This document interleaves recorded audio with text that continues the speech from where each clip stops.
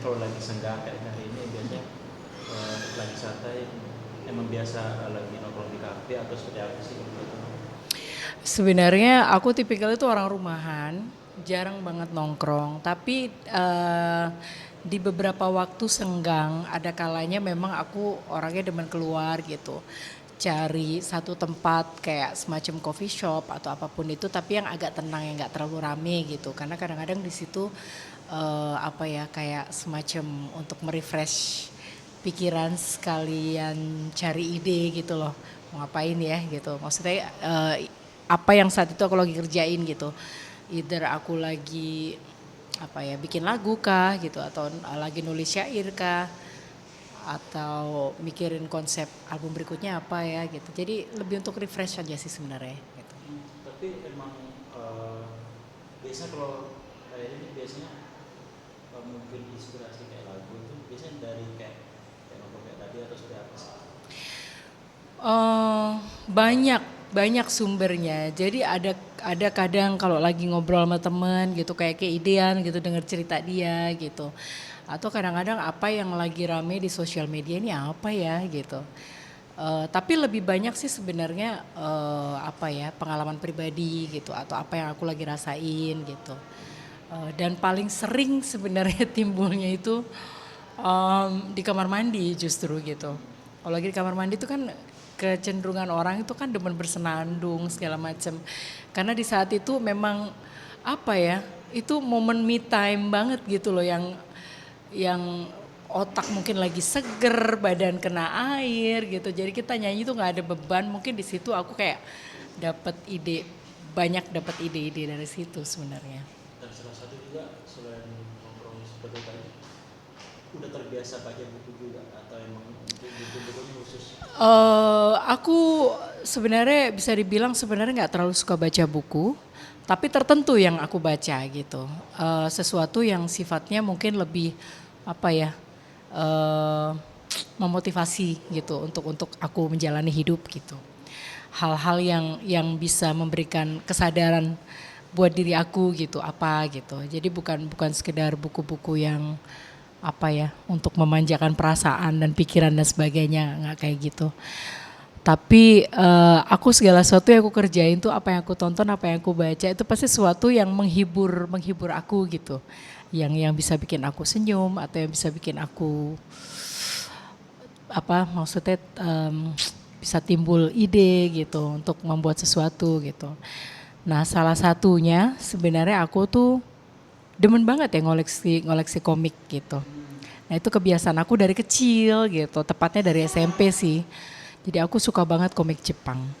Jadi sebenarnya nggak bermaksud mengoleksi, cuman karena dulu tuh setiap suka beli gitu. Sudah terkumpul sekitar berapa ya? Seribuan lebih kayaknya. Sampai iya, jadi itu kalau di online itu kan banyak orang nyari ya. Jadi kadang-kadang aku juga punya beberapa yang kadang-kadang dipinjam temen lama gitu ya. Terus aku tuh suka kehilangan gitu, aku tuh nggak suka gitu kalau koleksi aku tuh berkurang satu dua gitu. Itu bisa aku nyari di online dimanapun, mau tiba-tiba di Kalimantan ada yang jual, walaupun kondisinya kurang bagus dia jual satunya 200.000, aku beli. Yang penting koleksi koleksi komik aku terutamanya berseri sih ya, itu lengkap gitu. Jadi secinta itu Tapi gitu. kalau untuk komik sendiri apa? Lebih ke kayak lebih ke apa temanya nih? Kan komik banyak nih kak, maksudnya kartun atau apa? Kalau komik-komik Jepang sih kebanyakan kan memang kartun ya. Em, aku seneng karena kebanyakan story-nya kan kebanyakan drama nih gitu. Drama, ada drama tentang percintaan, drama apa lagi ya, macem-macem lah gitu. Tapi kalau buat aku pribadi, apa ya baca komik itu bukan cuma sekedar baca sih, bukan hanya sekedar menghibur gitu loh. Tapi buat buat aku pribadi sebagai seorang seniman kan macam-macam ya seniman tuh dia menginterpretasikan lagu atau apa. Aku biasanya kebantu dari situ gitu. Aku pernah punya pengalaman dengan itu, makanya kenapa aku senang banget baca komik tuh. Membuat kita berimajinasi kan. Dengan membaca aja kita jadi berimajinasi. Nah itu membantu aku saat itu aku proses rekaman album pertama deh tahun 92. Di saat aku tidak paham yang namanya jatuh cinta itu seperti apa, sedihnya patah hati itu seperti apa, karena masih SMP kan gitu. Nah, dari baca baca komik itu, jadi aku kayak ngebayangin gitu. Nah itu ngebantu aku memberikan penghayatan saat itu. Pada akhirnya ya udah keterusan sampai dengan sekarang. Kak, Kak Iqbal kan berarti kan Kak istilahnya suka membaca buku istilahnya nih, dari komik juga. Lebih banyak kalau lagu-lagu sendiri lebih banyak inspirasinya dari banyak dari situ atau dari hal lain? Kalau lagu, aku tuh tipikalnya gimana ya? Kalau kalau bikin lagu itu ngeflow aja sih, mengalir aja gitu. Maksudnya karena mungkin aku bukan tipikal pencipta lagu pada umumnya gitu. Bahkan aku tidak mengklaim bahwa aku adalah seorang pencipta lagu. Tapi memang bisa dibilang kalau mungkin sisi romantis, aku punya sisi romantis ya. Kalau lagi melo banget, kalau lagi galau banget, itu biasanya otak tuh jadi encer gitu kalau menulis sesuatu gitu, mengungkapkan perasaan. Jadi dari situ apa ya, eh berasanya tuh kayak ya kalau lagi cepet-cepet gitu kalau tiba-tiba ngalir. Kadang-kadang ada lagu yang sifatnya kayak bikin puzzle juga gitu aku yang emang kadang-kadang butuh waktu berapa bulan. Ada yang lagu yang aku bikin juga tiba-tiba nggak sampai 1 jam jadi gitu. Jadi emang tergantung moodnya gitu. Kalau untuk persiapan nih untuk KDI sebentar, apa aja yang mungkin kan konsisten rencananya kan akan menyanyikan semua lagu-lagu rekan, mungkin berita Kak sendiri sudah. Kalau ditanya persiapannya apa? Kalau aku sih persiapannya pertama sehat dulu deh gitu ya. Karena kalau kita sehat kan ya udahlah ya, aman lah kita melakukan segala sesuatunya. Cuman berikutnya persiapan khususnya apa? Apa ya? Karena aku sendiri juga bisa dibilang apa ya? Aku tuh setiap perform apapun mau on air mau off air nggak pernah punya ritual khusus yang wah aku harus begini harus begitu, nggak ada. Yang pertama sehat, kedua mengalir aja. Nanti bagaimana konsepnya tinggal kita lihat perkembangannya gitu. Menyesuaikan dengan konsep yang ada, either outfitnya, tergantung lagunya juga gitu kan. Aku belum dapat info juga lagunya apa. Dan yang pasti untuk kali ini di mana peserta atau kontestan masing-masing kontestan akan menyanyikan lagu-lagu yang pernah istilahnya karya aku gitu ya. Itu aku happy banget sih karena beda penyanyi pasti beda interpretasinya, pasti beda pembawaannya dan pasti karena ini kontes pastinya nggak biasa aja, pasti ada sesuatu yang luar biasa atau surprise yang memang aku menunggu apakah itu kira-kira gitu. Senang sih. Kakak melihat dari perkembangan dari dulu ke sekarang nih, untuk industri musik ini seperti apa, dalam arti kan kakak ngasih masukan khusus nggak untuk kontestan KDI mungkin sekarang nih, mungkin harus bukan cuma bagus tapi harus punya karakter atau seperti apa sih dari kakak sendiri? Yang pasti aku bersyukur banget ya, maksudnya terima kasih banyak untuk MNC TV ini yang masih konsisten apa ya mengadakan kontes KDI ini, karena bisa dibilang KDI ini kan merupakan kontes pelopor pertama kali untuk ajang bernyanyi dangdut gitu ya, yang sudah melahirkan banyak sekali bintang-bintang muda dangdut tanah air gitu. Dan sampai detik ini masih terus dihelat gitu. Jadi ya harapannya pastinya karena semakin tahun semakin bertambah lagi kan peserta-pesertanya, bakat-bakat baru yang bermunculan. Ya harapannya mudah-mudahan anak-anak muda ini gitu mereka bisa menjadi apa ya? Bisa menjadi regenerasi dari penerus-penerusnya. Mereka karena kalau aku lihat anak-anak muda sekarang tuh mereka punya kualitas yang luar biasa. Hanya saja karena kita di industri musik ini kan banyak sekali ya talenta-talenta yang luar biasa. Jadi salah satunya yang harus membuat berbeda adalah karakter. Jadi itu yang selalu aku tekankan gitu kalau setiap kali kalau ada ngobrol gitu, kalau memberikan wejangan atau apa ya, nasehat gitu kayak buat adik-adik aku semuanya gitu. Yang pasti adalah karakter. Em, karena karakter itu penting banget, itu akan menjadi pembeda antara kita dengan penyanyi yang lainnya. Kedua, konsistensinya dalam berkarya gitu. Jadi jangan hanya mumpung ya, kalau ajang KDI ini kan hanya sebagai jembatan sebenarnya ya. Sehingga yang tadinya mereka tidak tahu, belum dikenal menjadi dikenal karena sudah ditonton oleh nasional bahkan mungkin luar negeri gitu.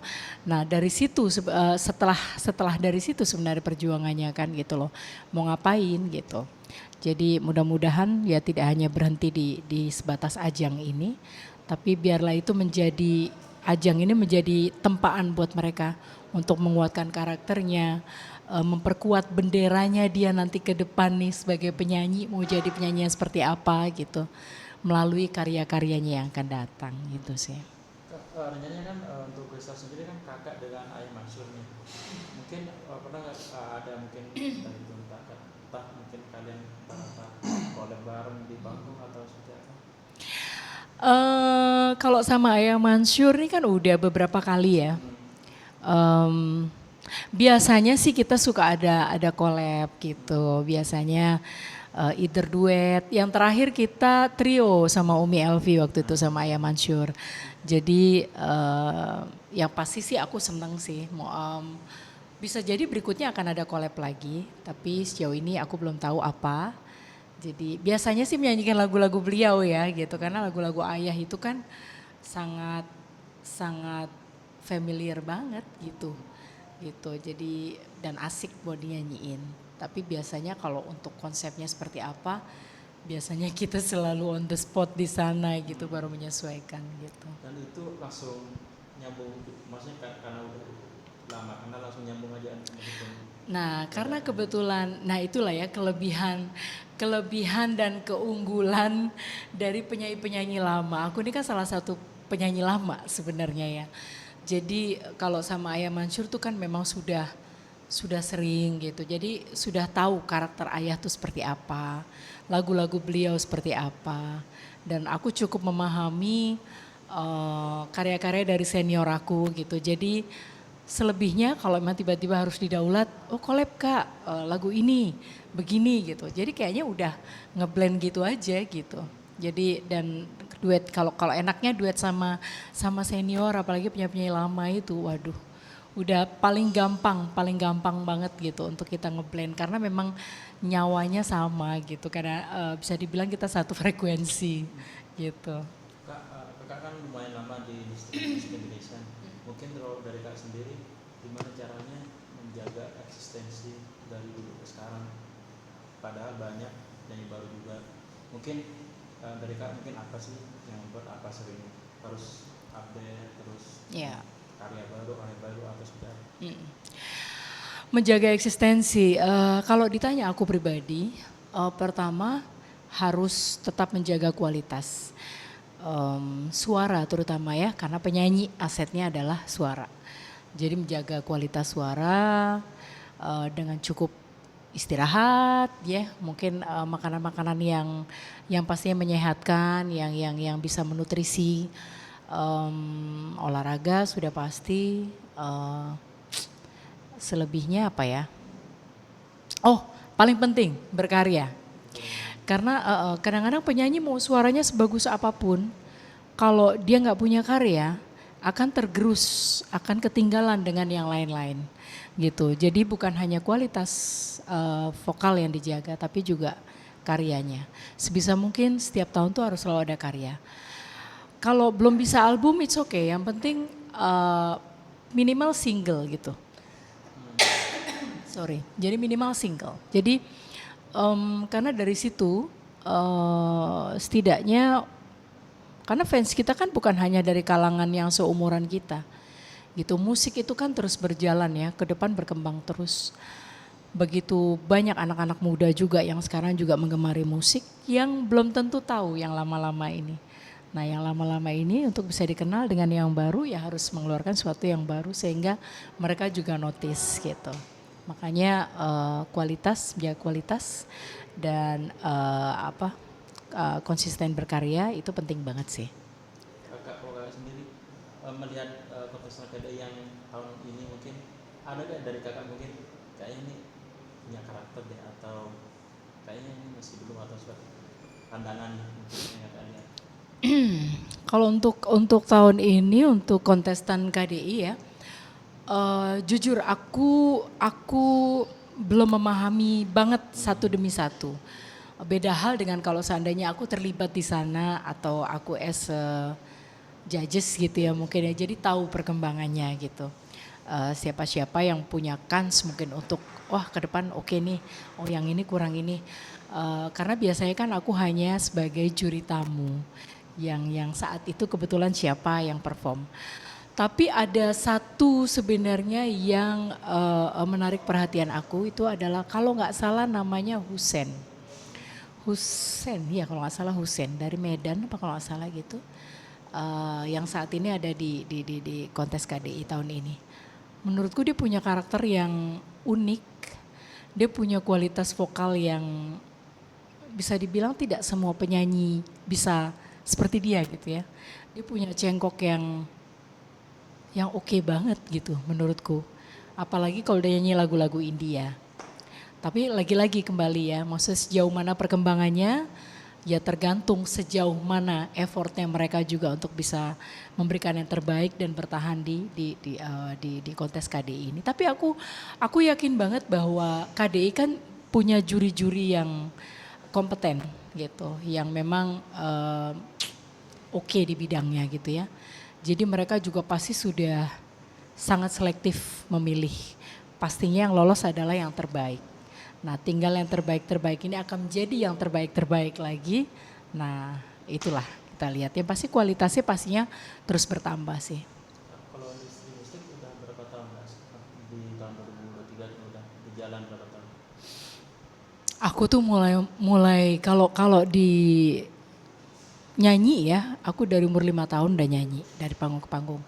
Tapi mulai terjun di industri musiknya itu 92.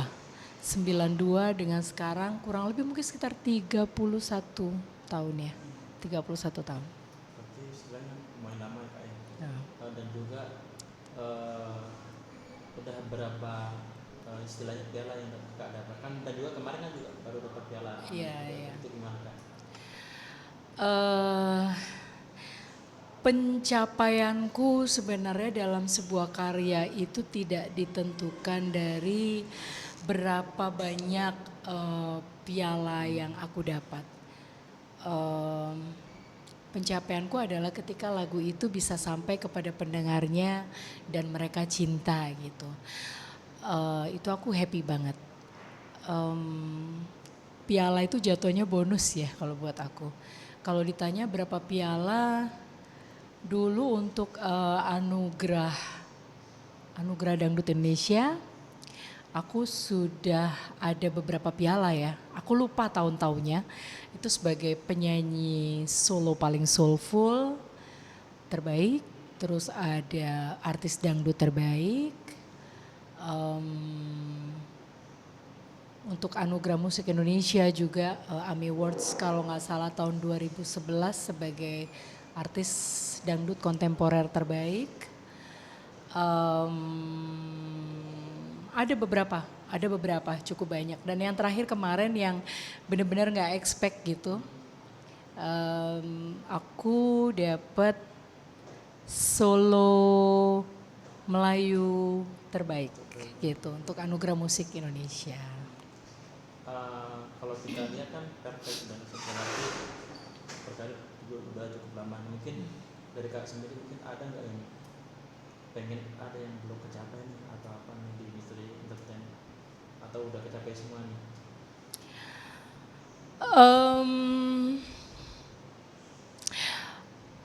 Aku tuh orangnya kalau menjalani hidup itu mengalir, begitu pula juga dengan berkarir. Jadi nggak punya target yang muluk-muluk gitu, harus ngapain gitu.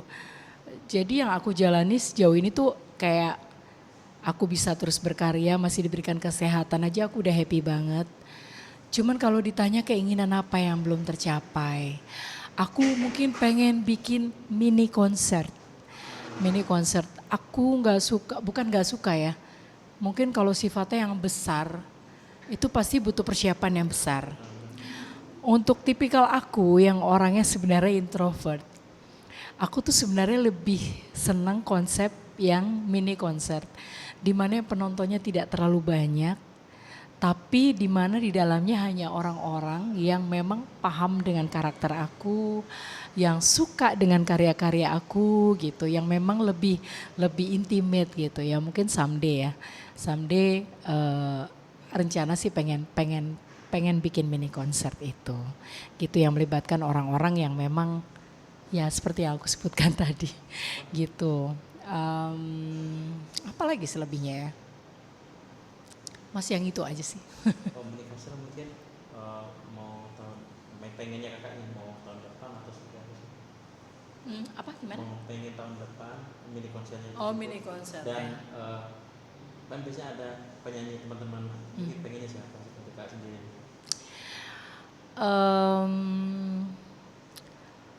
Kalau memang diizinkan sama Tuhan waktunya lebih cepat, pastinya senang ya kalau bisa perhelatan mini konser itu bisa terjadi di mungkin tahun depan dalam waktu dekat. Tapi even seandainya pun tidak tahun depannya lagi umur panjang kalau mesti berikan kesehatan, pastinya dengan persiapan yang lebih matang, aku juga oke-oke aja. Ya aku belum tahu ya. Tapi dengan siapa, pastinya aku pengen melibatkan orang-orang yang mungkin yang aku bisa collab gitu ya. Pengennya melibatkan orang-orang yang aku kagum gitu. Terus orang-orang yang mungkin punya apa ya, apa berkaitan dengan perkembangan karir aku gitu. Maksudnya contoh, dalam berkarir aku kan basicnya rock ya, bukan di dangdut. Ketika aku harus terjun di dangdut, ada satu orang yang memang aku belajar dari beliau, tidak secara langsung tapi melalui karya-karyanya, itu adalah Haji Rhoma Irama. Karena musiknya kan cenderung dengan musik-musik yang energik gitu ya, menghentak gitu. Mungkin karena basicnya aku dari rock. Berikutnya, mulai cinta dengan dangdut, aku harus belajar nih cengkoknya seperti apa. Nah aku belajar cengkok itu secara tidak langsung melalui karya-karyanya seorang Rita Sugiarto. Aku harus belajar bagaimana menghayati nyanyi lagu dangdut. Aku belajar secara tidak langsung lagi melalui Umi Elvi Sukaisi. Bagaimana beliau menghayati lagu itu luar biasa banget. Mau lagu yang happy, lincah, genit, sedih itu luar biasa. Dan satu lagi yang menginfluence aku itu adalah Kamlia Malik. Mbak Mia ini stage act-nya, cara dia berkomunikasi di panggung itu luar biasa. Komunikasinya itu beda dengan dangdut kebanyakan biasanya halo apa kabar. Beliau tuh nggak seperti itu. Beliau tuh ngomongnya itu sangat elegan, simple, bahasanya itu nggak kampungan. Tapi orang-orang paham mengerti gitu. Nah hal-hal itu yang jadi mudah-mudahan aku bisa collab dengan beliau-beliau senior aku yang menginfluence aku. Tapi juga pengen melibatkan juga mungkin adik-adik aku, junior aku yang menurutku juga luar biasa. Yang aku pengen share untuk bisa collab dengan dia gitu. Berarti istilahnya setiap artis yang kakak sebutin tadi itu diserap ilmunya ya? Betul, betul. Ya, jadi bukan hanya sekedar duet dengan si A, si B, si C karena dia viral, karena dia oke dan sebagainya, enggak. Karena pemahaman setiap orang dalam menilai seseorang ini hebat atau tidak itu kan berbeda ya. Bisa jadi aku menilai dia hebat karena wah attitude-nya oke, dedikasinya dalam berkarya oke. Tapi ada juga yang menilai kan, oh dia karena suaranya oke dan sebagainya. Ya tergantung, ya disesuaikan dengan konsepnya lah nanti ya, seperti apa gitu. Dan terakhir kak untuk peserta KDI apa yang pengen kakak sampaikan mungkin untuk penampilan dia di lagu ini? Buat adik-adik aku, seluruh kontestan KDI, aku sih pastinya berharap yang terbaik ya. Pokoknya sukses buat kalian semua. Aku pribadi senang banget ketika dangdut mempunyai terus beregenerasi dengan anak-anak muda yang punya talenta luar biasa. Karena itu yang akan tetap menjaga dangdut untuk tetap terus berjaya, bukan hanya di Indonesia, mungkin di mata negara-negara lain juga yang tahu bahwa dangdut itu adalah musik asli Indonesia. Pastinya dengan talenta-talenta kalian yang luar biasa ini, dangdut tetap terjaga kualitasnya sebagai musik yang bukan hanya menghibur tapi juga memberikan edukasi yang baik gitu ya. Jadi harapanku mudah-mudahan kalian bisa terus berprogres gitu, jangan puas diri. Berikan yang terbaik semampu kalian, kuatkan karakter, lagi-lagi jangan jadikan menang itu sebagai sebuah achievement atau sebagai sebuah pencapaian, tapi bagaimana kalian bisa matang melalui proses yang kalian jalani dan persiapkan untuk berikutnya ke depan kalian harus terus berkarya. Jadi supaya bisa terus melanjutkan perjuangan para senior-senior kalian. Dan yang pasti jangan terlalu berfokus kepada kelebihan orang lain atau senior-senior kalian sendiri, tapi lebih fokus kepada kemampuan kalian. Kalian harus ngulik, benar-benar ngulik. Kita nggak tahu, who knows kalian punya, siapa tahu kalian punya bakat yang lebih hebat daripada senior kalian, ya kan? Karena kan musik ini kan terus berkembang, kebutuhannya juga akan semakin meningkat gitu. Jadi sesuatu yang hebat aku harapkan itu bisa lahir dari kalian-kalian semuanya gitu. Jadi pokoknya sukses, semangat terus. Terima kasih Kak Eri. Thank you. Kemarin Melvi minggu kemarin. Iya, sama Ayah Mansur gantian gitu. Iya, kali ini Ayah lagi sering ya kayaknya ya Mansur ya. Yes. Setiap minggu ada kayaknya, enggak ya? Iya 2 minggu udah ada. 2 minggu udah ada. Soalnya kemarin aku baru dari rumahnya kan di daerah Jatim, ajak liputan di sana.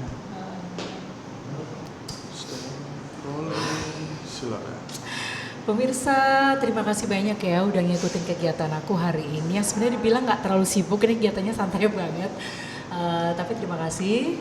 Dan yang pasti jangan lupa nonton aku, bukan hanya aku, tapi yang pasti kontestan-kontestan KDI yang luar biasa di acara KDI tanggal 15 November hari Rabu jam 20.45